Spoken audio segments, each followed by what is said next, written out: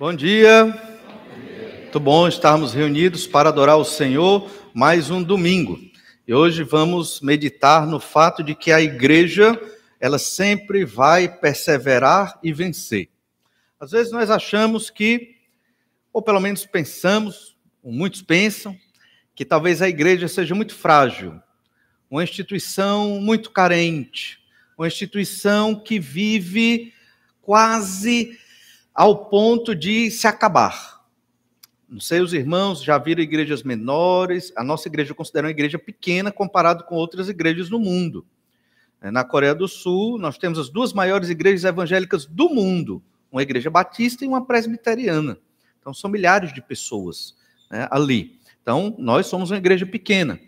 Mas existem igrejas menores. Não sei se você já congregou numa igreja bem pequenininha, que você via assim, está fracassado aqui, já o negócio está, tá no fim de vida. Eu já trabalhei em igrejas muito pequenas, mas a igreja do Senhor Jesus Cristo, ela sempre vai perseverar até o último dia, das nossas vidas, ela vai perseverar até a volta do Senhor Jesus Cristo, quando encerrar o seu ministério.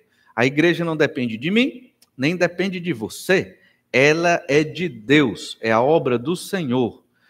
É uma coisa difícil de dizer, mas o Senhor fecha uma igreja aqui e abre outra ali. Você sabia que Jesus também fecha igrejas? Pois é, lá em Apocalipse, Jesus diz para a igreja de Éfeso, que se ela não se arrepender do seu pecado, ela vai perder o seu candeeiro, ou seja, ela vai deixar de ser uma igreja. E realmente, se você procurar, cadê a igreja de Éfeso hoje? Ela não existe mais. A nossa igreja existe há 57 anos, porque Deus quer que esta igreja ainda seja luz. Mas pode ser que chegue o dia em que encerre as nossas atividades. A igreja pode até continuar como instituição, mas sem crentes. Vão ter outras pessoas aqui, mas sem crentes. Isso aconteceria em algumas igrejas, que infelizmente perderam o foco da mensagem do evangelho do Senhor Jesus Cristo. Mas a igreja, ela sempre vai perseverar até a volta do Senhor Jesus Cristo. Não esqueça disso. E nós queremos observar essa verdade na seguinte ideia: a nossa missão é de falar as palavras desta vida. Esta é a missão da igreja.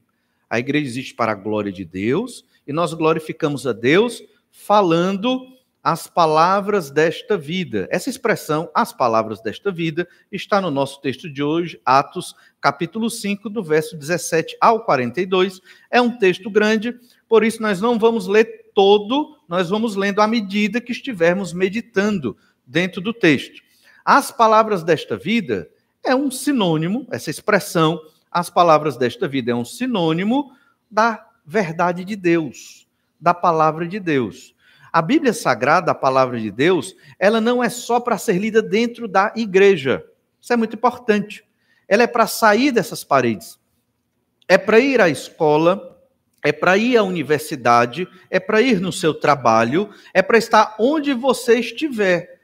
Porque as palavras que dão vida, desta vida, é a Bíblia Sagrada, a palavra de Deus. Mas entenda também as palavras desta vida da seguinte maneira: vida igual a Jesus Cristo. As palavras desta vida é Jesus Cristo. Então é assim que nós devemos entender também.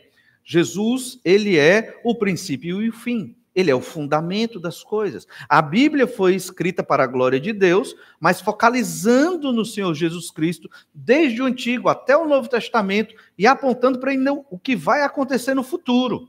Ou seja, a igreja, ela é coluna e baluarte da verdade quando ela fala das palavras desta vida. Se a igreja é uma instituição que não fala da Bíblia Sagrada, dentro e fora dessas paredes, mas é uma instituição que arrecada dinheiro, é uma instituição que promove ação social, que promove caridade, que promove terapia, que promove um monte de coisas, mas que não fala das palavras desta vida, não é mais igreja, é outra coisa. É uma instituição religiosa, é uma instituição de caridade, é qualquer outra coisa. Então, o nosso foco é a glória de Deus, adorando ao Senhor, falando das palavras desta vida, que se refere ao Senhor Jesus Cristo, que se refere a toda a revelação de Deus aqui preservada, que aponta para Jesus. Nós vamos observar isso, a missão de falar as palavras desta vida, em 3 preciosas verdades acerca da pregação do Evangelho. A primeira verdade é que nada impede o crescimento da igreja, nada. A minha ou a sua frieza espiritual, a minha ou a sua falta de fé, nada impede o crescimento desta igreja. Se nós não cumprirmos bem o nosso ministério, Deus corta e levanta outro povo ali. É simples, Deus já fez isso na história, porque o Senhor tem um objetivo, a glória dele. Se não realizamos a obra do Senhor proclamando a palavra de Deus, só quem perde somos nós, que perdemos o privilégio de servir ao Senhor. Estar ligado a Deus, servir a Deus, é alegria, é felicidade. Quem não faz isso, aí depois está sofrendo, amargurando, cheio de dificuldade, não sabe por quê, o que é que está acontecendo. É muito simples. Se avalie, se investigue. Quanto da sua vida você dedica a falar do Senhor Jesus Cristo para você mesmo, lendo a Bíblia, refletindo e orando, e para os outros? Quanto da sua vida em horas você dedica a isso? Pegue um dia, pense na sua segunda-feira, na sua terça. Final do dia, pare um pouco. O que foi que eu fiz hoje? Eu faço isso, e é importante. Eu tomei meu café da manhã, eu acordei tal hora, eu procrastinei aqui, mas eu voltei, eu trabalhei, eu fiz aquilo, hoje no meu dia, eu não devia ter feito isso, né? Assisti um programa irrelevante, sem sentido, não vou mais fazer. E aí você avalia o seu dia, né? Não tive tempo de ler minha Bíblia. Aí você vai lá e vê o que você fez naquele dia. Você tinha tempo, talvez não soube utilizar o seu tempo. Nada impede o crescimento da igreja. E aqui nós vamos observar o foco da prisão. Olha Atos 5,17. É o texto que nós vamos analisar hoje. Atos, capítulo 5,17 em diante. Diz assim a palavra do Senhor. Levantando-se, porém, o sumo sacerdote e todos os que estavam com ele, isto é, a seita dos saduceus, tomaram-se de inveja. Então é importante destacar isso. A seita dos saduceus era um partido político-religioso da época de onde vinham os sacerdotes. Perceba que nem todos mais eram levitas, como era dito no Antigo Testamento. Os saduceus, se você lembrar bem, Jesus teve controvérsia com eles, porque eles não criam na ressurreição dos mortos. Então, parece que os saduceus eram os antigos liberais de hoje. Quem são os liberais? Não é quem toca bateria na igreja, não tem nada a ver. Liberal, hoje, quando a gente fala, é quem não crê que a Bíblia é a palavra de Deus, é quem não crê que Jesus é Deus, mas se diz cristão, evangélico e é pastor, bispo de uma igreja. Jesus é um grande líder, Jesus é um grande guru, um grande guia, mas eles não dizem que Jesus é Deus. Existem igrejas batistas lideradas por liberais, existem seminários que preparam pastores liberais. Foi isso que acabou com a Alemanha cristã. Os liberais apoiaram o nazismo de Hitler, naquela época, né, década de 40 ali. E hoje existem teólogos liberais espalhados pelo mundo que pregam um outro evangelho. Parece que os saduceus eram esses na antiguidade, porque não criam na ressurreição. Como é que pode um grupo de sacerdotes não crer na ressurreição dos mortos, que foi falado no Antigo Testamento, mas eles eram assim. Obviamente, eram religiosos profissionais que não temiam a Deus, ganhavam e lucravam com o mercado do templo. Veja que hoje também tem uma turma aí, que se diz evangélica, que lucra com o mercado do templo. E então, o que é que podia vir de um grupo desse? Inveja. Realmente eles invejaram. Muitos dos saduceus que faziam parte do Sinédrio e dos fariseus também que faziam parte do Sinédrio, condenaram Jesus. Estavam aqui. Agora, com inveja da seita de Jesus, os do caminho, os nazarenos, que nós sabemos que são os cristãos. Foi o que aconteceu então, verso 18, prenderam os apóstolos e os recolheram à prisão pública. Eles pensaram assim, Matando Jesus, acaba com essa praga de gente, né, seguindo este Galileu. Não foi o que aconteceu.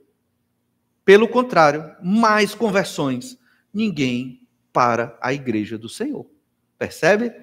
E então, os apóstolos covardes se tornaram corajosos e pregaram mais e mais conversões ainda. Grave nesse versículo, capítulo 5, saduceus. Porque no capítulo 6, nós vamos ler que muitos sacerdotes se convertiam. Muitos desses, que eram contra a igreja, estavam se convertendo. É milagre de Deus. Quem você acha que organizou isso aqui? Você acha que foi Pedro? Foi não. Era Deus. Quem você acha que pega uma igreja e edifica, e fortalece os crentes, e age na vida de cada um, para cada um ser fiel à vontade do Senhor? Você acha que é o pastor? Não é. O pastor não tem capacidade de fazer isso. É Deus, é o Espírito Santo de Deus que edifica a sua igreja e ela persevera até o final dos tempos. Vai perseverar. Então temos que ter esse entendimento. A igreja de Jesus é maior do que nós. E ela vai continuar. Eu aqui tenho que aproveitar a onda, usando essa palavra moderna, aproveitar a onda. Que onda?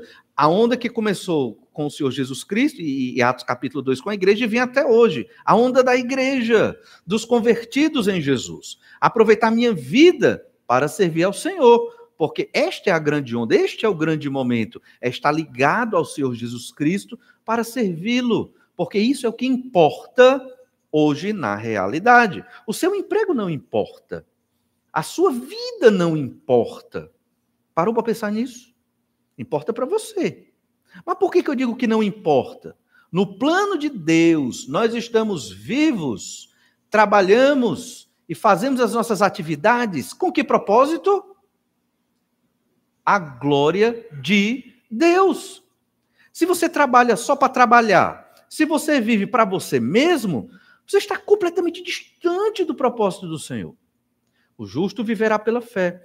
Pastor, mas é difícil, porque eu tenho que pensar em mim, eu tenho que viver a minha vida, eu tenho que ser feliz. O justo viverá pela fé. Se você crê na palavra do Senhor, que a sua vida está atrelada ao projeto, ao plano de Deus, e você aceita e vive o que Deus quer, a boa, perfeita e agradável vontade de Deus, que é servir ao Senhor para a glória dele, você vai encontrar felicidade e realização até no meio do sofrimento, até no meio da dificuldade. E, obviamente, o Senhor vai nos preenchendo, porque é o Senhor que guia a sua igreja. Mas, se você todo dia bate contra a mensagem da Escritura, e a sua vida é focada no seu querer, nos seus projetos, na sua vida, naquilo que você idealizou para você, e você esquece o Senhor, aí você vai experimentar, né, uma gerência de vida por conta própria. Não culpe Deus. Você escolheu esse estilo de vida longe do Senhor. O motivo do sumo sacerdote e a seita dos fariseus para ficar com inveja dos apóstolos e da igreja jovem, recém-criada, poucos meses aqui, está nos versículos anteriores, do 12 ao 16. Vamos ler. Atos 5, 12. Muitos sinais e prodígios eram feitos entre o povo pelas mãos dos apóstolos, e costumavam todos reunir-se de comum acordo no pórtico de Salomão. Mas de restantes, ninguém ousava juntar-se a eles. Porém, o povo lhes tributava grande admiração.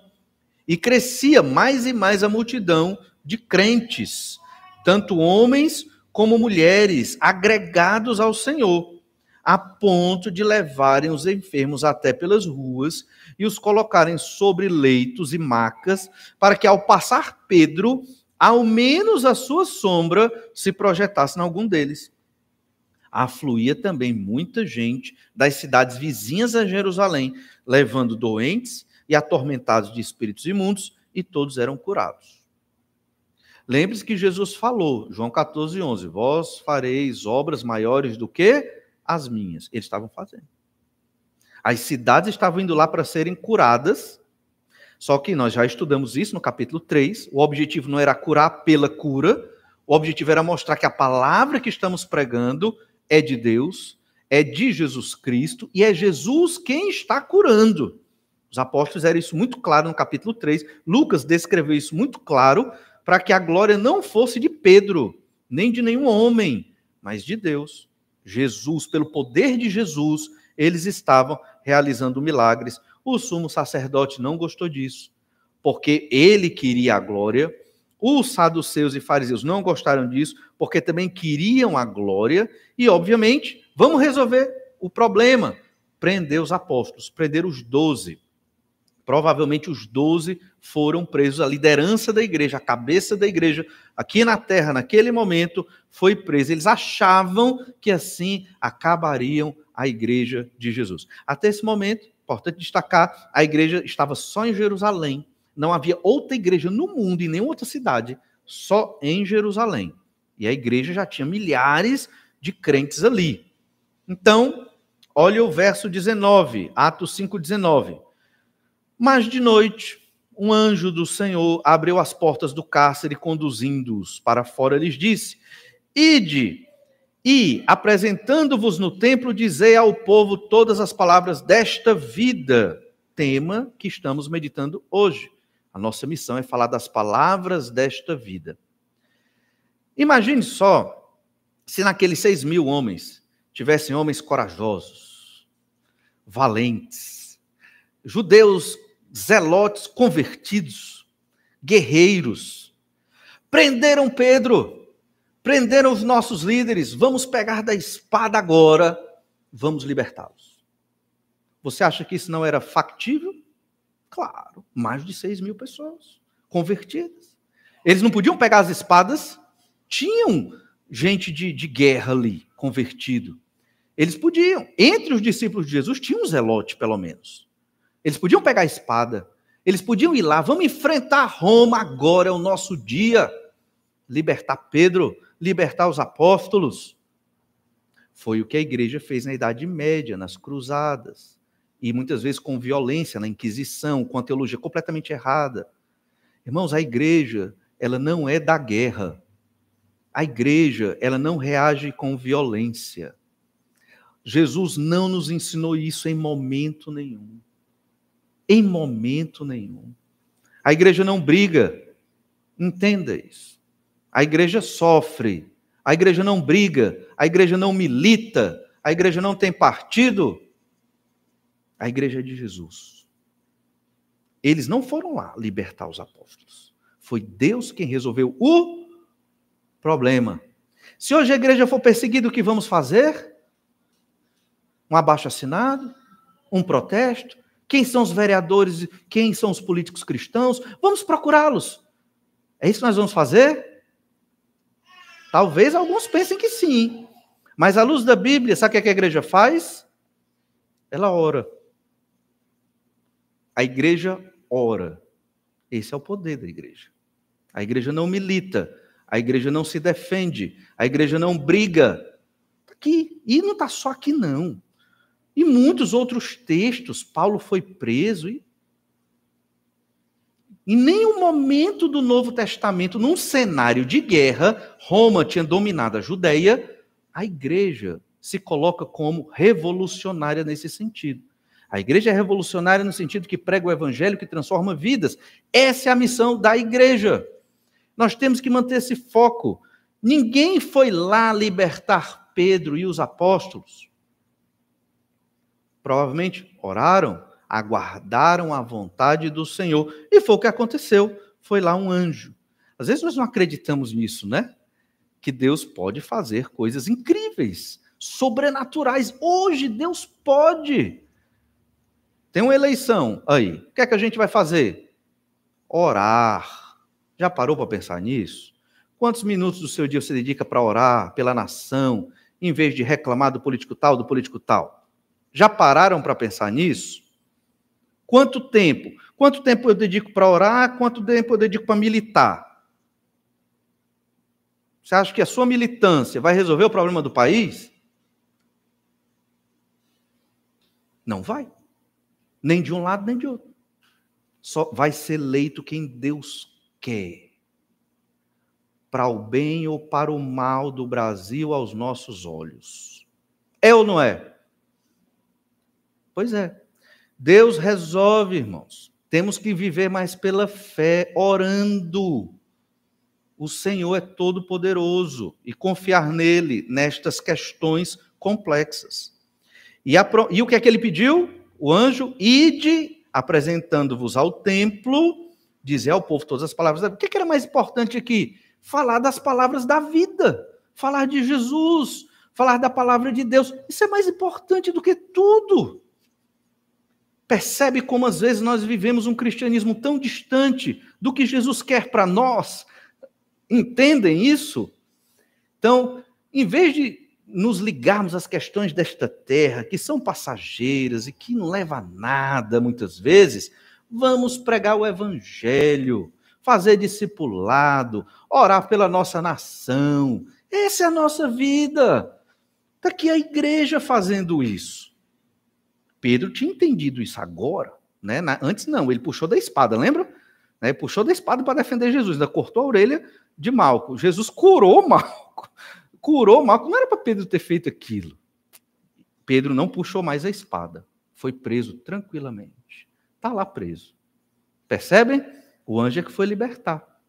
E Pedro devia, creio eu, nesse momento aqui, não. Estou na mão de Deus. Estou preso. Se for para me matar, vou ser morto. Para a glória de Deus. Se for para viver, vou viver para a glória. É outro Pedro. Não é mais o Pedro que puxou a espada para defender Jesus. Mas quando era para ter coragem para assumir, sou discípulo de Jesus, negou e mentiu. Mas aqui não. É um Pedro que confia no Senhor. As palavras desta vida são as palavras de Jesus. É nisso que nós devemos ocupar o nosso tempo. É nisso que nós devemos conversar. É colocar isso na sociedade.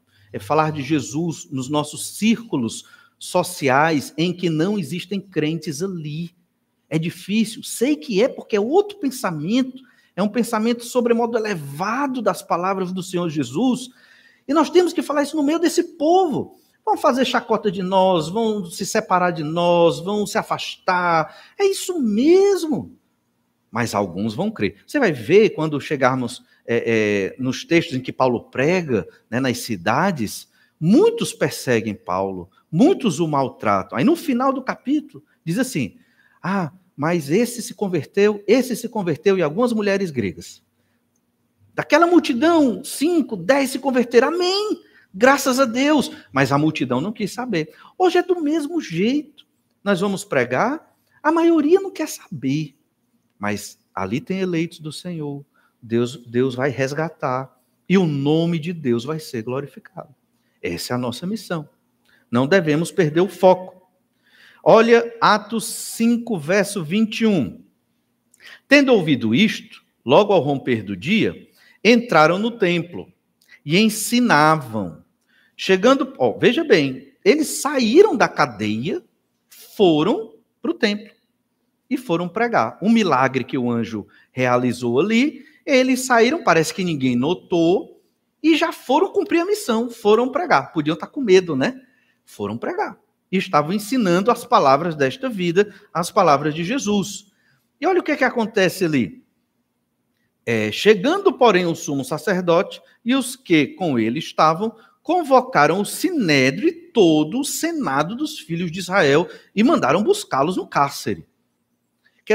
Aqui é um detalhe, a gente vai ver um aspecto cômico.